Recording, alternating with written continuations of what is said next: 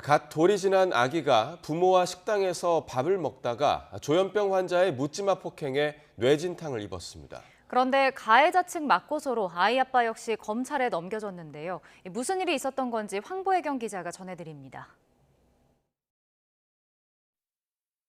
지난해 12월 경기 김포시에 있는 식당입니다. 부모가 아이 둘을 데리고 저녁을 먹는데 한 남성이 다가옵니다. 이 남성이 14개월 된 아기가 앉아있던 의자를 갑자기 붙잡더니 뒤로 확 넘어뜨려 버립니다. 놀란 엄마가 아기를 재빨리 안아 올리고 아빠는 가해 남성을 뒤쫓아갑니다. 갑자기 뒤에서 이제 우당탕 소리가 나가지고 이렇게 옆에 보니까 아이가 의자가 뒤로 넘어가 있고 아이는 바닥에 이렇게 라딩으로 얹어가지고 자지러지게 울고 있고. 설상가상으로 코로나19 탓에 대형 병원에서 소아 응급 환자를 받지 않아 여러 군데를 돌아다녀야 했습니다.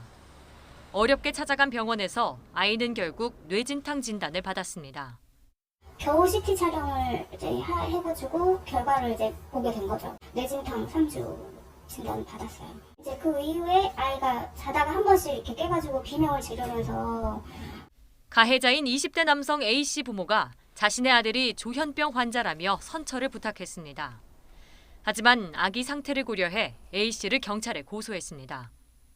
이제 엄마가 와서 조현병이다, 아픈 아이다 라고 얘기를 해가지고 뉴스로만 접했는데 저희한테 이렇게 닥칠지는 정말 꿈에도 몰랐고. 그런데 황당한 일이 벌어졌습니다. 아이 아빠 역시 피의자로 입건됐다는 연락을 받은 겁니다. 넘어진 아이를 본 아빠가 A씨를 뒤쫓아가 뒤통수를 때린 게 화근이었습니다.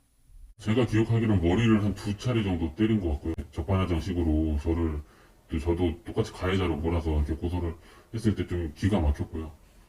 경찰에 정당방위라고 호소도 해봤지만 사건 발생 이후라 폭행 혐의를 피할 수 없었습니다. 사건이 종료된 이후에 가해자를 때린 행위를 했기 때문에 정당방위가 성립하지 않습니다. 또 폭행 이외에 가해자에게 책임을 묻는 다른 방법이 존재하기 때문에 정당행위 성립도 어려워 보입니다. A씨 부모는 당시 A씨가 조현병과 양극성 장애로 치료를 받다가 퇴원한 지 얼마 안 된 상황이었다고 말했습니다. 그러면서 A씨 역시 아이 아빠의 폭행으로 상태가 악화해 경찰에 고발하게 됐다고 밝혔습니다. 결국 아이 아빠는 검찰에 송치됐고 직장 징계위원회에도 회부될 처지에 놓였습니다. 어느 아빠가 가만히 있을 수 있겠어요.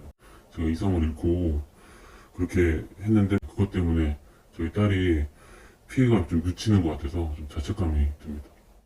단란했던 가족에게 닥친 청천벽력 같은 일.